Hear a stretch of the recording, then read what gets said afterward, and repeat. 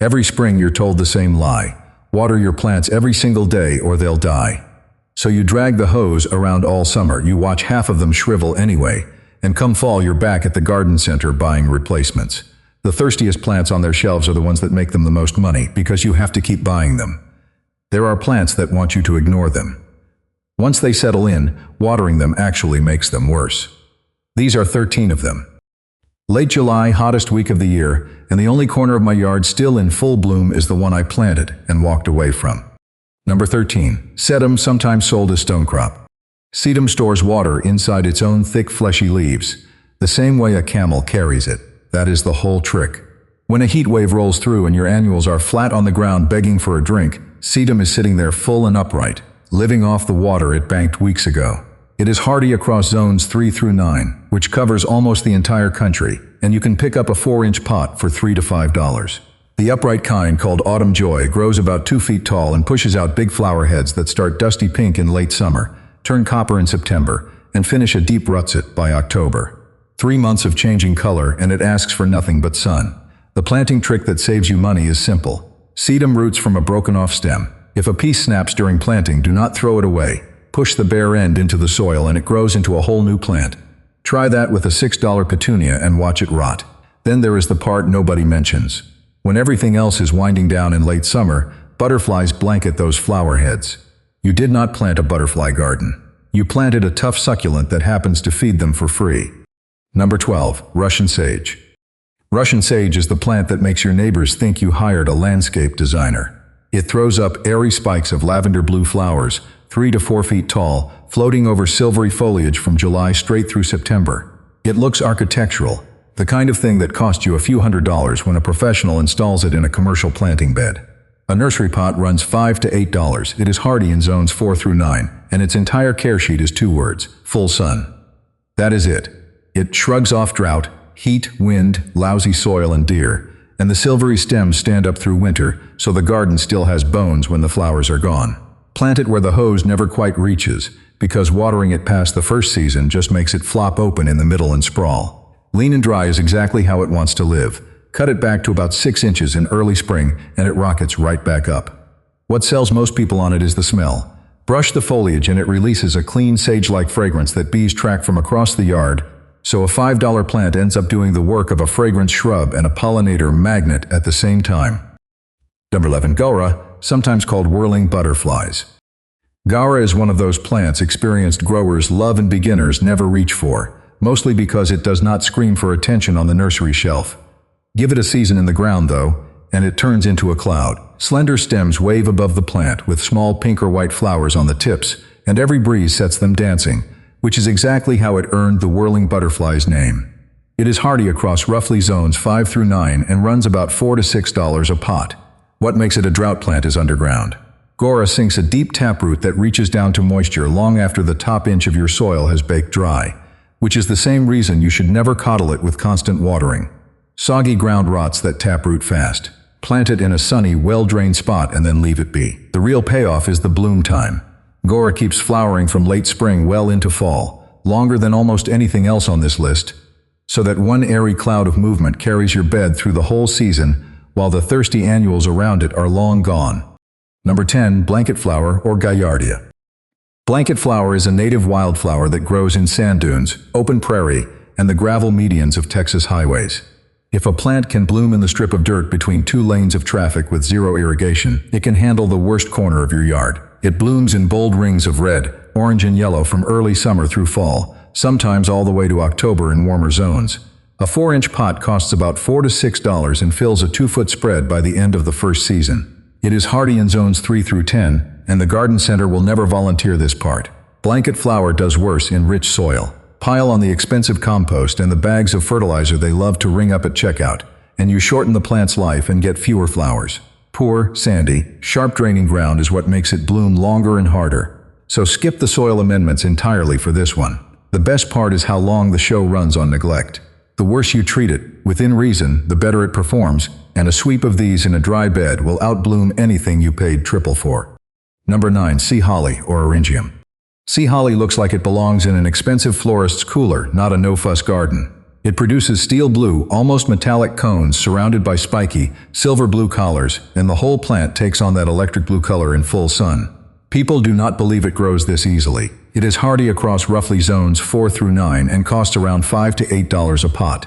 Like Gaura, it runs a deep taproot, which is its drought insurance, and also the reason you plant it once and never move it. Disturb that root and you set it back a year.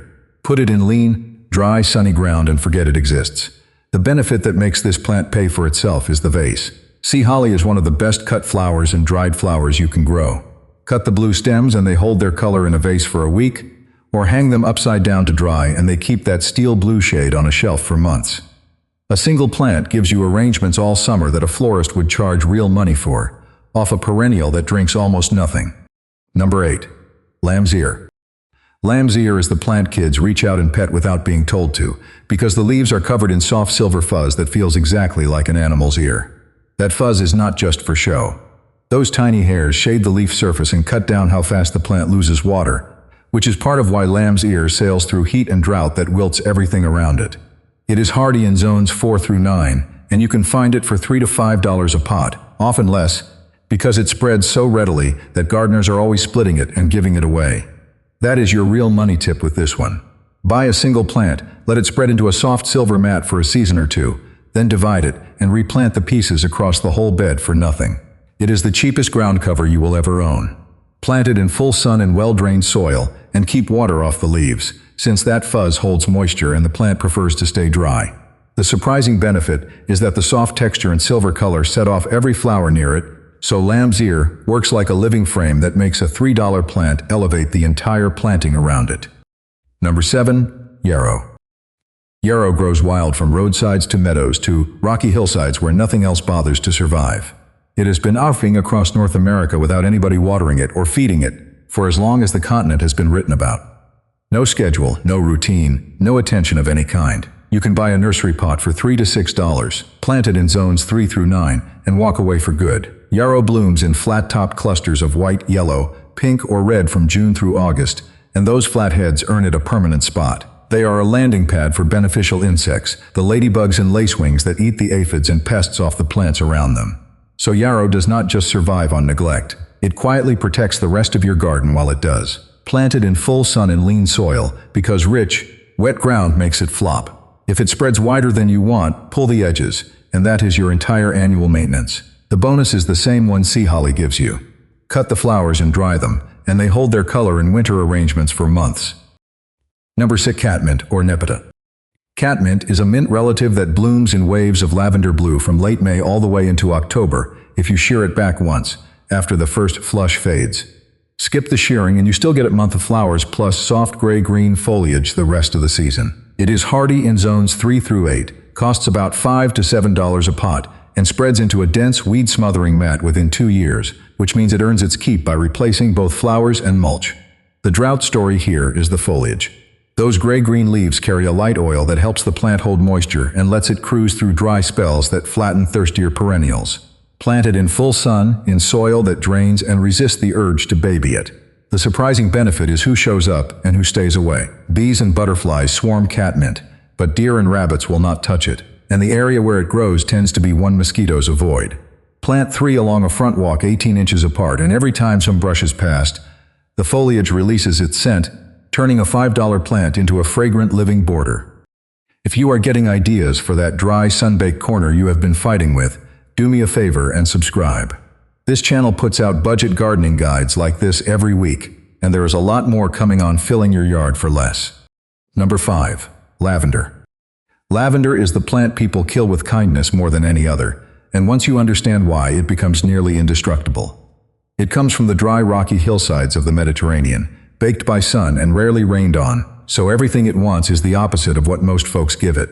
Water it on a schedule, plant it in rich soil, crowd it in a damp bed, and it rots from the root up. Plant it in gritty, fast-draining, almost poor soil in blazing full sun and ignore it, and that silver-leaved shrub lives for years and perfumes the whole yard. The hardiest types, like the English lavenders, handle zones 5 through 9, and a pot runs about $5 to $8. The placement tip is drainage above all else. Wet feet kills lavender. If your ground holds water, plant it on a slope, in a raised bed, or in a container with sharp soil so the roots never sit damp. What you can do with the flowers is the real reward. Cut and dry the fragrant stems for sachets that keep moths out of your closets, bundles that scent a room for months, or even cooking, all from a single drought-proof plant that doubles as the best-smelling thing you grow. Number 4. Agastache, sometimes called hummingbird mint. Agastache is the plant that turns your yard into a hummingbird highway, and it does it on almost no water. It sends up tall spikes packed with tubular flowers in blues, purples, oranges, and pinks, blooming from midsummer well into fall. And the foliage smells like a cross between mint and licorice when you brush it. It is hardy across roughly zones 5 through 10 depending on the variety, and runs about $5 to $7 a pot. The drought toughness comes from those aromatic, slightly resinous leaves, which hold moisture and let the plant power through heat that wilts softer perennials. The catch, and it is the same catch as lavender, is drainage. Agastache will not survive a wet winter in heavy soil, so plant it high and dry in full sun and never let it sit in standing water. The payoff goes beyond the hummingbirds, though they are the headline act all summer. Bees and butterflies work it just as hard, so a single plant becomes the busiest pollinator stop in the garden, and it does all of that while you keep the hose coiled up on the wall. Number 3. Coneflower or Echinacea. Coneflower is the purple workhorse of the dry garden, and it has a quality almost no store-bought plant shares. It performs better when you do less.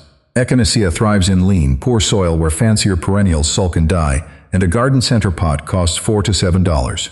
It is hardy from zone 3 all the way to zone 9, which is most of the map, and it blooms for 6 to 8 weeks in midsummer with those classic purple petals and copper centers. Overwater it and overfeed it, and you get floppy, weak stems that fall over in the first storm. Neglect it in dry, rocky ground, and you get sturdy, upright plants covered in flowers. The plant is telling you plainly that the hose and the fertilizer bag are working against you. Plant it in full sun and then leave it alone. The reward runs into winter. Leave the spiky seed heads standing instead of cutting them back in fall, and goldfinches will perch on them and pick out the seeds all through the cold months, giving you a free bird show off a plant you already stopped watering in July. Number 2. Or ice plant.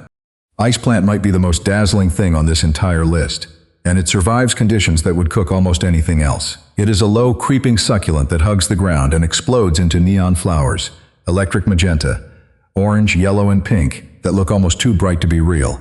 It is hardy across roughly zones 5 through 9 and runs about $4 to $6 a pot. Because it is a succulent, it banks water in its tiny bead-like leaves, so it laughs off the kind of heat and drought that flattens normal ground covers. This is the plant for the worst spot you own. The strip of gravel by the driveway, the blazing south-facing slope, the cracks along a stone path where the heat radiates up off the rock and nothing will grow.